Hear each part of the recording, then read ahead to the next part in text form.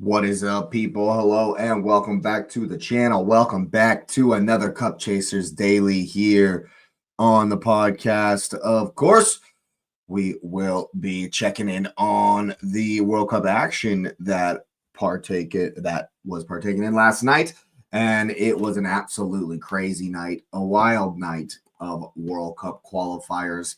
There was magic, there was heartbreak, there was chaos. There were penalty shootouts. There were overtimes. There were last-second goals. There was everything you would expect from a night of knockout football. That is why we watch it. That is why we love it. So go ahead and smash up the likes for a Viktor Gyökeres hat trick. Go ahead and subscribe to the channel if you are new. Of course, it would be an honor, a pleasure, nay, a privilege to welcome you to the channel and the community. Of course, it really does help us on the road to 500. So make sure you're locked in every single time. Of course, I want to know your comments, your thoughts, your concerns, your questions, your admonitions, your deepest, darkest desires. What's up, Lumen? Thanks for always being here. Hope you're well. Yeah, let me know what's going on in that comment section down below. Only one place to start, of course. Ukraine hosting Sweden. Wait a minute. Valencia? They played in Valencia. I understand. Of course, I understand why they didn't play in Ukraine, but playing in Valencia was weird. I guess it's a warm climate for both teams, not necessarily used to it, so they were, I don't know what the logic was behind that one, but Sweden and Viktor Gyökeres got it over the line. That game, I actually watched this one. It was tough to watch all of them, all of the matches. I was kind of switching back and forth between some of them, but I did watch for the most part Sweden versus Ukraine just to keep an eye on Mr. Gyökeres, of course. And, you know, obviously the biggest thing I was looking at was just don't get injured. Just don't get injured. I don't give one jot about Sweden making the World Cup, of course. And so I was just hoping Gyökeres didn't get injured. And, of course, I wanted to have a look at some of the Arsenal players in this break just to see, you know, hopefully their mentality isn't, you know, in the shitter after what happened on Sunday. And it proves that some of them, most of them aren't. I mean, Christian Norgard got a goal as well for Denmark. So I think that hopefully the mentality is still there. I didn't actually get to watch the Italy game, but I have all of it. But I have heard that Ricardo Calafiori did very well, had a good night, was one of the better players in the side, helping them to lift to go on to their playoff final 2-0 over Northern Ireland. But yeah, I think that one thing that this definitely shows is, for Viktor Gyökeres at least, is the fact that, you know, when we're against an expansive side, we're against an open side that likes to, you know, that tries to play, you know, and I mean, Romania, we're hitting it long a lot, but so too were Sweden. So too were Sweden, and some of the touches from Viktor were fantastic. Lubin says, if Eze and Odegaard weren't injured, would you have been still worried the same for Gyökeres not to get injured? Gyökeres, our most important player, other than Declan Rice. So, yeah, he's the main guy that I'm worried about not getting injured. It's a tragedy that Eze and Odegaard weren't able to play in the Cup final. And I think that is where we lost it, honestly. Not having either of them in the team, it was a massive injured. But, of course, I'm worried about all of our players getting injured. You know, regardless of importance, we need bodies. If you look at it, there's no Marino. Odegaard is doing Odegaard things. Like, is he going to come back? Apparently he's supposed to be back for Southampton, but he was supposed to be back a month ago. So I'm worried about every single player we have getting injured. If Saka goes down in an England friendly, I'll be absolutely effing furious. If Declan Rice goes down in an England friendly, I will cry my eyes out. That will be devastating. So yeah, I'm worried about everyone getting injured. Everybody on the same level. I don't want Christian Norgard to get injured. Like we need to come back as healthy as possible. Every single member of the squad, whether it's, Benny Blanco rarely getting minutes, or it's Viktor Gyökeres, who I need to play every single Arsenal game for the rest of the season, because Gyökeres is our best forward, bar none, hands down, no questions asked for me.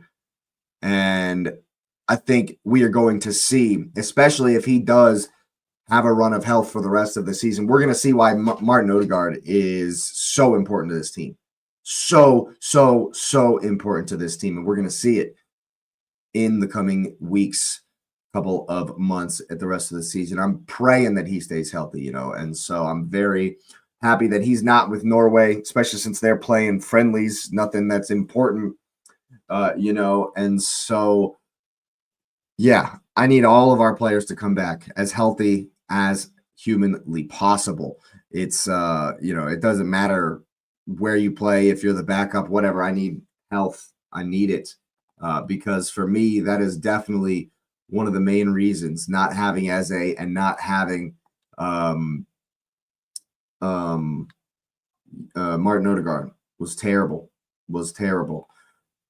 My point is, in the 90s and 15 years, the clubs would never depend on any one player or two, but nowadays, like Man United's Bruno for Arsenal, Rice for City, Rodri. I don't think we're necessarily dependent on any one player, but because we have a massive squad. But the fact that all three of our number 10s, all three of the people who would have played center midfield in our right 8 role were out. They were all out. Man, I don't necessarily agree that clubs are dependent on one player. Man United is the crux of their team. If you stop Bruno, you can stop them. But I think that it's not necessarily just Bruno. Obviously, we could maybe stumble it over the line without Declan Rice, maybe, but and Rodri's importance to City has lessened dramatically, in my opinion, in the last couple of seasons, especially since he hasn't been there as much. He's been injured a little bit, but conversely, Rodri won them the game, in my opinion. Rodri blanketed Kai Havertz in the cup final, and that's why I make the point that Eze or Odegaard would have done so much better for us. Rodri absolutely shit on Kai Havertz, had him in his pocket the whole time. So yeah, I can see, yeah, Rodri is definitely important for City. I'm not gonna say, I don't necessarily think that it's all dependent on one player though. I need all of our players to come back healthy so that the team can get it over the line. We don't necessarily have somebody that is putting up 30 GA, and if he goes down, we're just 4th. I don't really think that's where we are, but I understand what you're saying. That there are players in teams who it would be absolutely, it would be hard. It'd be really hard to make up for it. I definitely get that. And yeah, I agree that Man United would not be the same if Bruno went down. That's definitely I can definitely agree with that as well. But yeah, it was a great night for Gyökeres. Definitely to get on the score sheets, definitely to get the hat trick, of course, and to see the team through to the knockout stages. I'm not actually sure who Sweden will play. I didn't really look at the bracket.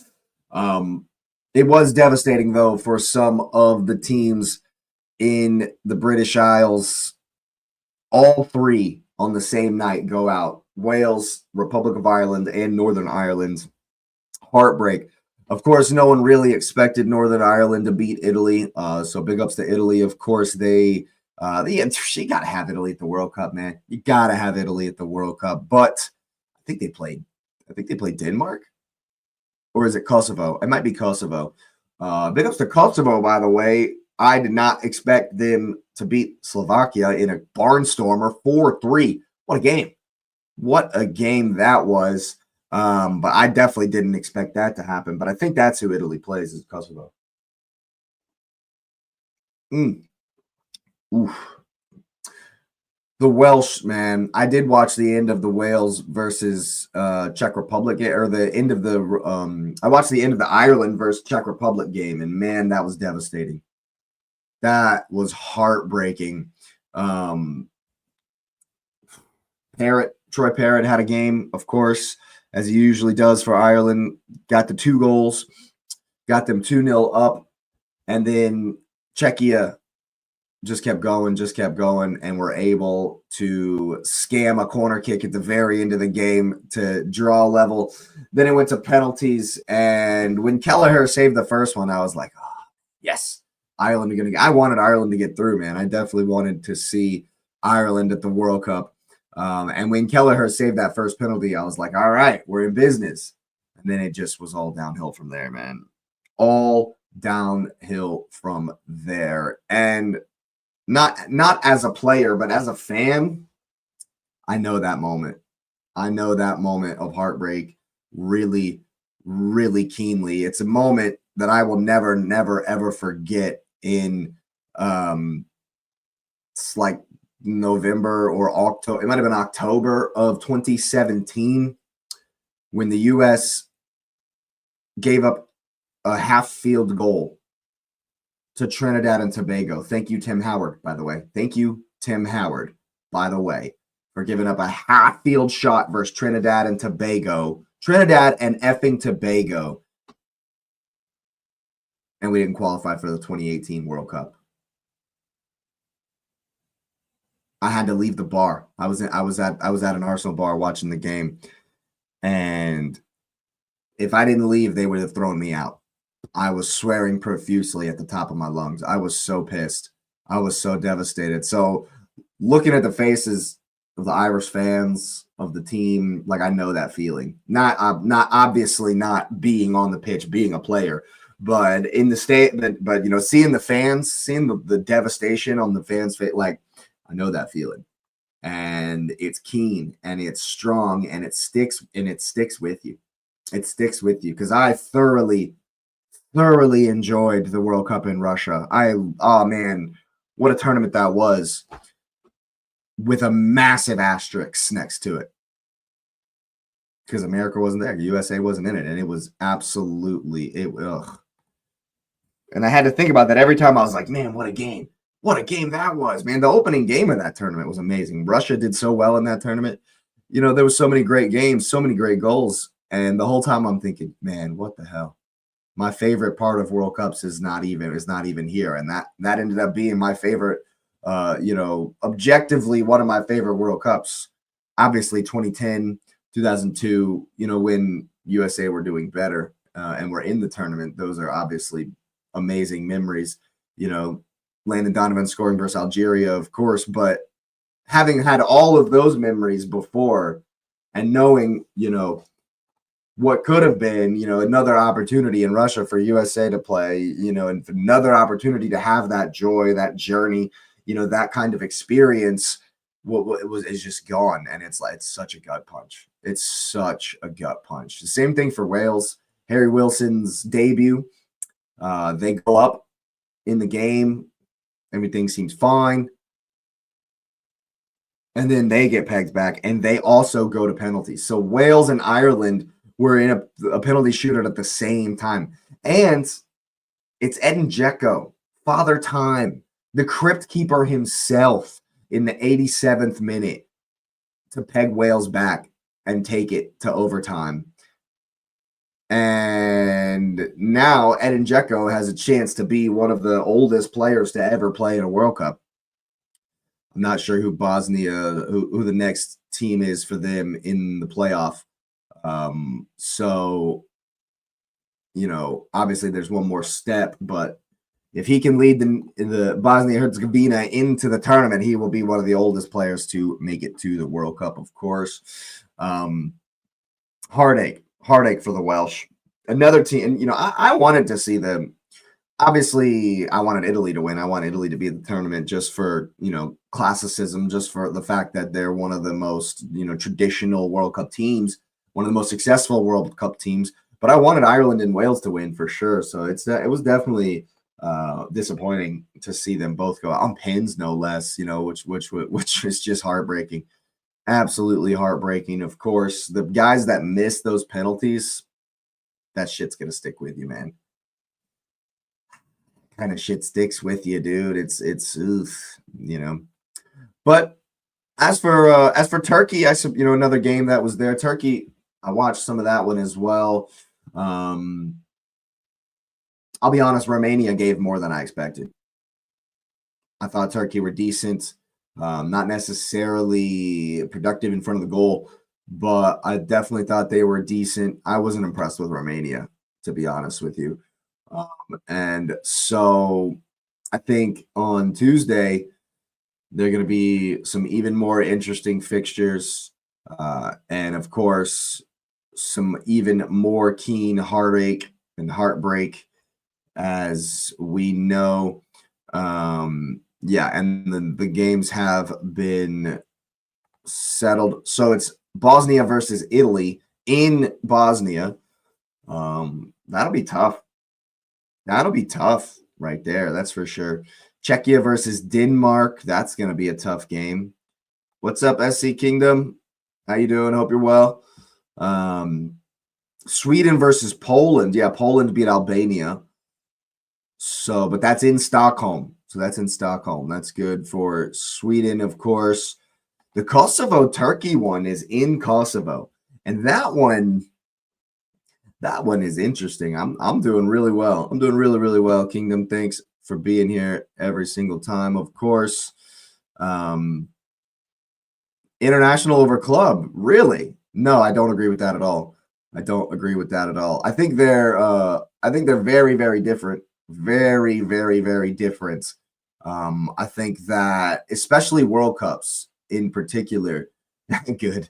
Yeah, especially World Cups in particular. I think they're very, very different. I think the international game is it's more of a showcase for me. I disagree with this 100%. I don't think international is a higher level at all. Like, for me, it's way, way harder to win a Champions League than it is to win a World Cup.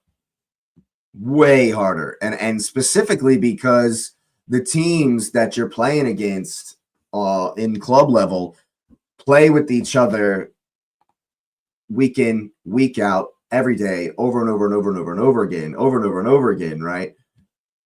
When you play with your international team, it's not always the same guys.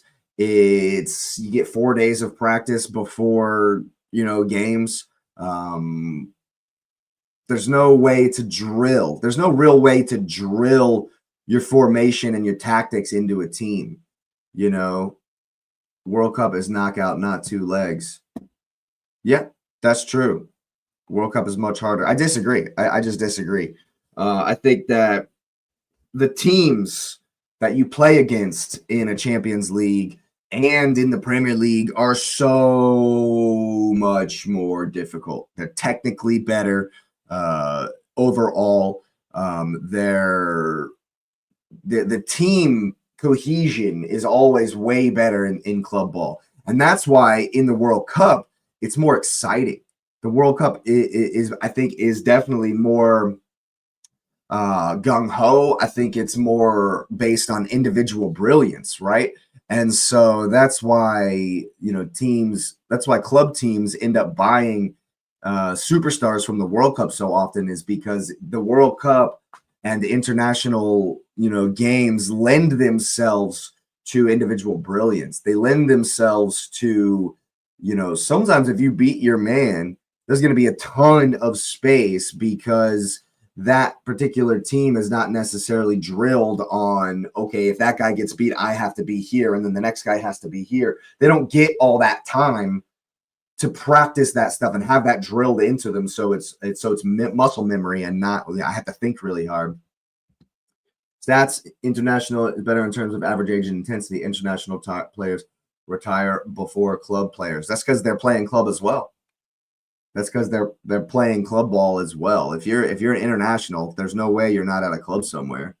And so they're just getting more minutes, more games, more travel, more on the body, of course. But as far as the games themselves, I think if that's why it's always been so interesting to me that England has struggled in international tournaments, is because you don't necessarily need a team cohesion on the pitch. You definitely need it as far as the things that have been leveled at them, where Man U players hated Liverpool players, hated Arsenal players, and hated Chelsea players, and you couldn't really work together because it's like, oh, I don't want to pass to Lampard because he plays for Chelsea, and F Chelsea.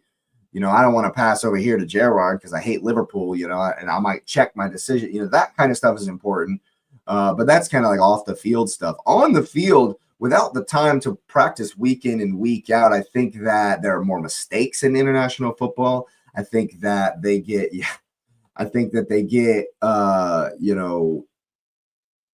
games can.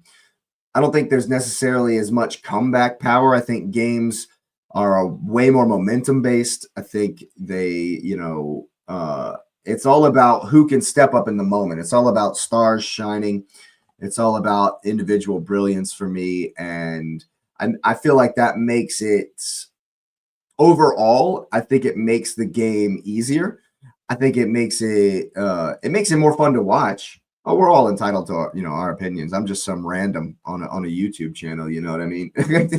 You don't have to agree with me, but that's the beauty of life, isn't it? That's definitely the beauty of life, is that it'd be really boring if we all agreed on everything and it was all the same thing, But I think the World Cup is definitely it can be way more entertaining. I think, especially when you come up, when you have teams in the Champions League that are scared to win, that are scared to play, scared to go for it, and are, and sit in. We know a certain team that has been guilty of that over. Oh man, yeah, absolutely. World Cup, you lose one match, you're out. That's true. That's true. Two max.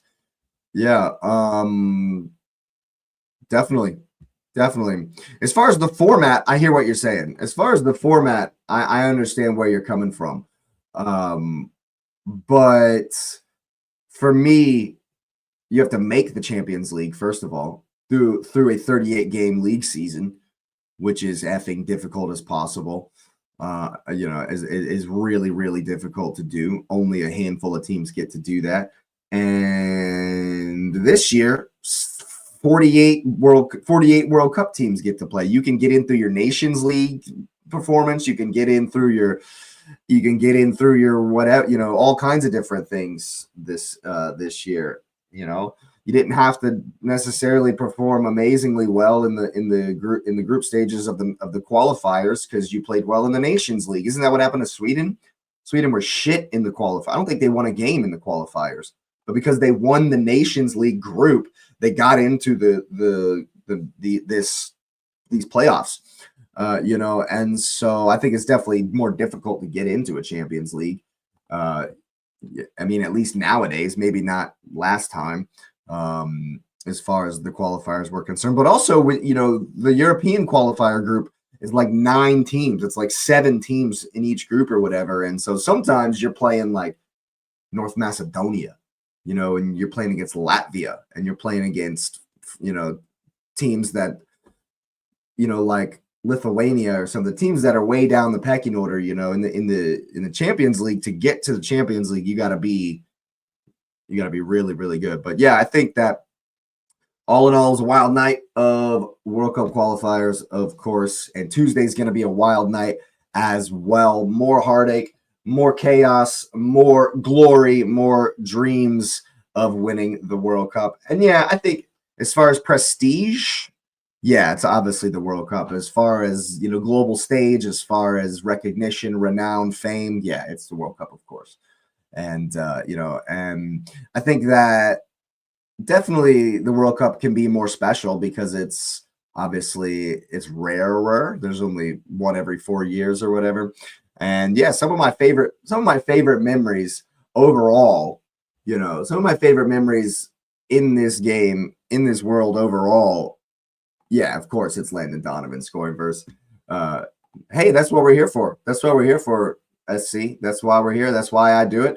I love, I love hearing opposite opinions. Like I said, if everyone agreed with me, how boring would that be? Why would I even be here if I knew everyone was going to agree with me? That it would be incredibly boring. So I love it. Only 8 teams have won the World Cup. Yeah, that's true. How many teams have won the Champions League? Have 8 teams won the Champions League? Probably have. That has to be considered. Yeah.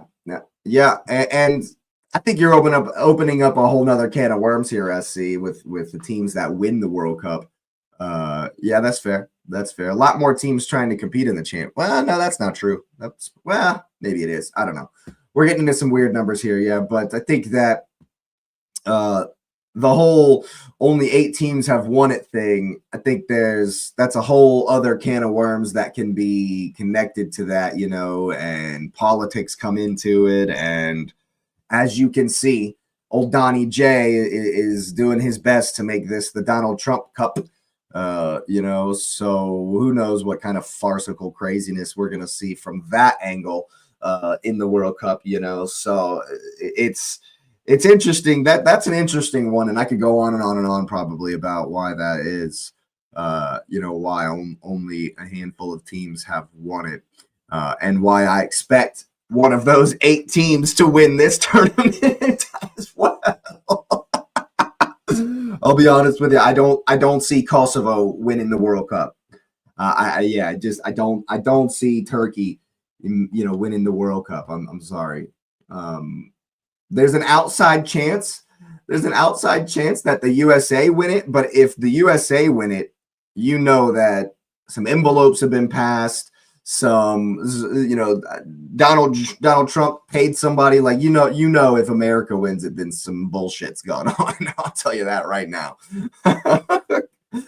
Yeah. But other than that, I don't see. Yeah, one of these teams is going to win it. I agree 100%. One of these 6 will win. Probably, I would even say it's probably going to be Spain or France or England. Why not? We'll throw them in there. Why not? Tommy TT's a good coach. Star-studded cast. Who knows? But we're going to go ahead and wrap it right there. This has been the Cup Chasers Daily. Yeah, your daily dose of thoughts on what's going on in the world of football, of course. Thanks for being here, everybody. SC Kingdom, Rice is the GOAT. Hey, hopefully, if we win the league and say we win the Champions League as well, and then Rice has an all-star performance in the World Cup,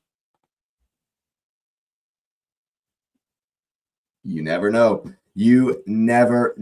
Of course, the Ballon d'Or is a popularity contest, so who really knows? But he'll be in it. He'll be in it for sure. That is for sure. He's definitely one of my favorite players, and I definitely think he is going to be big for England as well. So thanks again for being here, everybody. Go ahead and smash up best CM ever for England. We'll see. I think that that conversation can be had at the end of his career.